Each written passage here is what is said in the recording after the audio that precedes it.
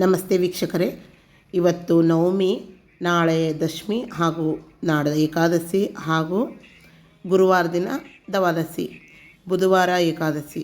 ಆದರೆ ಇದನ್ನು 4 ದಿನದ ಬಗ್ಗೆ ನಾನು ಯಾಕೆ ಹೇಳ್ತಾ ಇದ್ದೀನಿ ಅಂದರೆ, ಯಾತ್ರಾ ಮಾಡೋರು ಹೋದರು ಕಾರ್ತಿಕದಲ್ಲಿ ಆಗಲಿ ಆಷಾಢದಲ್ಲೇ ಆಗಲಿ, ನಮ್ಮ ಗುರುಗಳು ಹೇಳ್ತಾಯಿದ್ರು, ಕಾಶಿನಾಥ್ ಮಹಾರಾಜರು, ನಾವು 4 ದಿನವೂ ಕೂಡ ಪಂಢರಪುರದಲ್ಲಿ ಇರಬೇಕಂತೆ ವಾರಿ ಹಾಕಿದವರು. ಯಾಕಂದರೆ ನವಮಿಯಲ್ಲಿ ತುಂಬ ವಿಶೇಷವಾದ ದಿನ ಅಂತ ಹೇಳ್ತಾಯಿದ್ರು. ದಶಮಿ ಮತ್ತು ಏಕಾದಶಿ ಹಾಗೂ ದ್ವಾದಶಿ ಇವು 4 ದಿನ ಇದ್ದರೆ ಮಾತ್ರ ಸ್ವಾಮಿಗೆ ಅಖಂಡ ಸೇವೆಯನ್ನು ಸಲ್ಲಿಸಿದಂಗೆ ಅಂತೆ. ಇದರಲ್ಲಿ 4 ದಿನದಲ್ಲಿ 1 ದಿನ ಆದರೂ ದರ್ಶನ ಆದರೂ ಪರವಾಗಿಲ್ಲ, ಯಾಕಂದರೆ ಲಕ್ಷಗಟ್ಟಲೆ ಜನ ಇರ್ತಾರೆ. ಅದರಲ್ಲಿ ಮಹಾಸ್ವಾಮಿಗೆ ಪಾಂಡುರಂಗನಿಗೆ 1 ದಿನ ದರ್ಶನ ಆದರೆ ಸರ್ವಶ್ರೇಷ್ಠ ದರ್ಶನ ಅಂತ ಹೇಳ್ತಾಯಿದ್ರು ನಮ್ಮ ಗುರುಗಳು. ಆಮೇಲೆ ಎಷ್ಟೋ ಸಲ ನಾವು ಭಗವಂತನ ಹತ್ರ ಪ್ರಾರ್ಥನೆ ಮಾಡ್ತೀವಲ್ಲ, ಅದೇ ಥರ ಇಲ್ಲಿ ನೋಡಿ ಎಷ್ಟು ವಿಶೇಷವಾಗಿದೆ. ಪಾಂಡುರಂಗನಿಗೆ ನಾವು ತಾಯಿ ಅಂತ ಕರಿತೀವಿ, ಹಾಗೂ ರುಕ್ಮಾಯಿಗೆ ತಂದೆ ಅಂತ ಕರಿತೀವಿ. ಬಾಪ ರುಕ್ಮಾದೇವಿ ವರ ಅಂತ ಹೇಳ್ತೀವಿ. ರುಕ್ಮಿಣಿಗೆ ತಾಯಿ ಅನ್ನೋ ಜಗದಲ್ಲಿ ತಂದೆ ಅಂತ ಹೇಳ್ತೀವಿ, ಬಾಪ ರುಕ್ಮಾದೇವಿ ವರ ಅಂತ ಹೇಳಿ. ಮೌಲಿ ಅಂತ ಕರಿತೀವಿ. ಮೌಲಿ ಅಂದರೆ ತಾಯಿ, ಮಹಾತಾಯಿ ಅಲ್ವಾ. ಅದೇ ಥರನೇ ಇವತ್ತು ನಿನ್ನೆ ನಾನು ನಿಮಗೆ ಸ್ವಲ್ಪ ಅದು ಇದಾಯಿತು. ಈ ಏಕಾದಶಿ ಬಗ್ಗೆಯೂ ಅಖಂಡವಾಗಿ ತುಂಬ ಪುಣ್ಯದ ಇದು. ಯಾಕಂದರೆ ಇವಾಗ ಏಕಾದಶಿ ಅಂದರೆ ಇದು ಆಷಾಢಿಯಿಂದ ಕಾರ್ತಿಕ್ ಬರೋದು 4 ತಿಂಗಳು ಚಾತುರ್ಮಾಸ ಅಂತ ಹೇಳ್ತಾರೆ. ಇದು ಏಕಾದಶಿಯ ಈ ಹುಣ್ಣಿಮೆಯಿಂದ ಕಾರ್ತಿಕವರೆಗೂ 4 ತಿಂಗಳು ಉಪವಾಸ ಇರ್ತಾರೆ. ಅದು ಅಖಂಡವಾದ ಉಪವಾಸ ಅಂತ ಕರೀತಾರೆ. ಹಾಗೂ ವರ್ಷದಲ್ಲಿ ನಾವು 2-3 ಏಕಾದಶಿ ಮಾಡಿದರೆ 16 ಏಕಾದಶಿಯ ಪುಣ್ಯ ಸಿಗುತ್ತೆ ಅಂತ ನಮ್ಮ ಮನೆಯಲ್ಲಿ ಹೇಳ್ತಾಯಿದ್ರು ನಮ್ಮಜ್ಜಿ. ಯಾವುದು ಆಷಾಢಿ, ಕಾರ್ತಿಕ ಹಾಗೂ ಶ್ರೀಕೃಷ್ಣ ಗೋಕುಲಾಷ್ಟಮಿಯ ದಿನ ಏಕಾದಶಿ, ಇವು 3 ಏಕಾದಶಿ ಮಾಡಿದರೆ 16 ಏಕಾದಶಿಯ ಪುಣ್ಯ ಸಿಗುತ್ತೆ ಅಂತೆ. ನಮಗೆ 15 ದಿನಕ್ಕೊಂದು ಏಕಾದಶಿ ಮಾಡೋಕ್ಕಾದರೂ ಇವು 3 ಏಕಾದಶಿ ಆದರೂ ಕಂಪಲ್ಸರಿ ಮಾಡಬೇಕಂತೆ.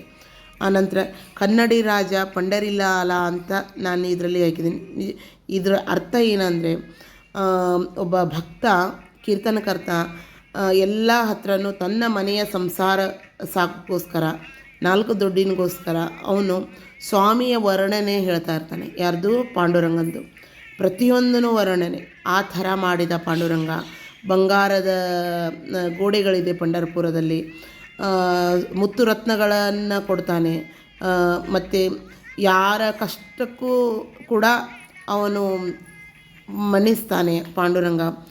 ಭಕ್ತಗಳಿಗೆ ಸಕಲವನ್ನು ಐಶ್ವರ್ಯನ ನೀಡ್ತಾನೆ, ಮಕ್ಕಳು ಕೊಡ್ತಾನೆ, ಮದುವೆ ಮಾಡಿಸ್ತಾನೆ, ಆನಂತರ ಮನೆ ಕೊಡ್ತಾನೆ. ಈ ಥರ ಸಾಕಷ್ಟು ಅವನ ಬಗ್ಗೆ ವರ್ಣನೆ ಮಾಡ್ತಾ ಹೋಗ್ತಾ ಇರ್ತಾನೆ. ಅಪ್ಪಿ ತಪ್ಪಿ ಒಂದಿನ ಸಂಚಾರ ಮಾಡ್ತಾ ಹಂಪಿಯ ರಾಜನ ಕಡೆ ಬಂದುಬಿಡ್ತಾನೆ. ಅಲ್ಲಿ ಹಂಪಿ ರಾಜನು, ನೀನು ತುಂಬ ಒಳ್ಳೆಯ ಕೀರ್ತನಕಾರಂತೆ, ನಿಜಾನಾ ಅಂತ ಕೇಳ್ತಾನೆ. ಹೌದು ಅಂತ ಹೇಳ್ತಾನೆ. ಹಾಗಾದರೆ ನೋಡು ಹೇಳೋಣ ಅಂತ ಅವನು ಹೇಳ್ತಾನೆ. ಪಂಢರಪುರ ಮಹಾಕ್ಷೇತ್ರ, ಲಕ್ಷ್ಮೀ ನಿವಾಸ, ಲಕ್ಷ್ಮೀರಮಣನ ನಿವಾಸ. ಅಲ್ಲಿ ಭಕ್ತಗಳು ಏನು ಕೇಳಿದ್ರು ಇಲ್ಲ ಅಂತಾನಲ್ಲ ಮಹಾಸ್ವಾಮಿ.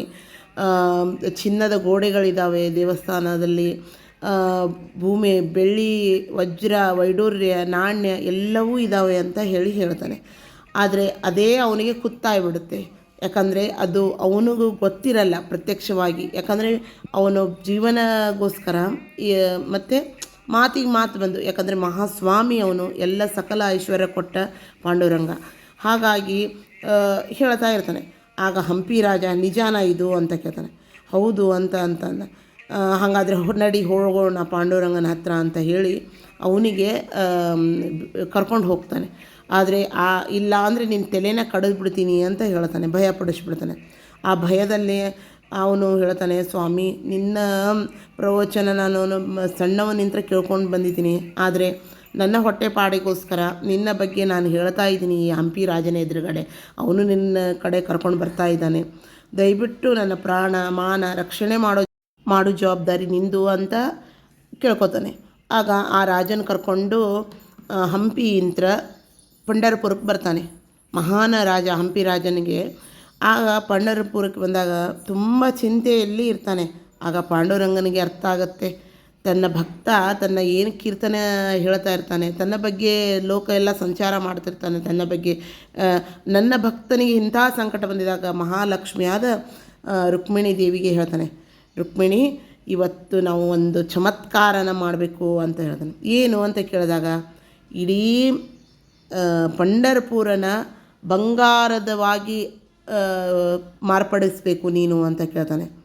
ಆಗ ಇಡೀ ಪಂಢರಪುರ ಬಂಗಾರದನ್ನು ಮಾರ್ಪಡಿಸ್ತಾನೆ. ಆಮೇಲೆ ಮುತ್ತು ರತ್ನ ಹವಳಗಳನ್ನು ರೋಡು ಗಲ್ಲಿಯಲ್ಲಿ ಒಗಿಸ್ತಾನೆ. ಆನಂತರ ಅಲ್ಲಿ ಅನ್ನಪೂರ್ಣೇಶ್ವರಿಯನ್ನು ವಿರಾಜಮಾನ ಮಾಡಿಸ್ತಾನೆ. ನೋಡಬೇಕು ನೀವು.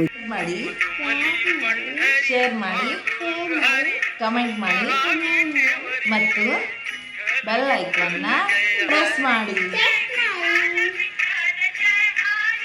NG ಚಾನಲ್ನ ಮರದೇ ನೋಡಿ. ಬಾಯ್.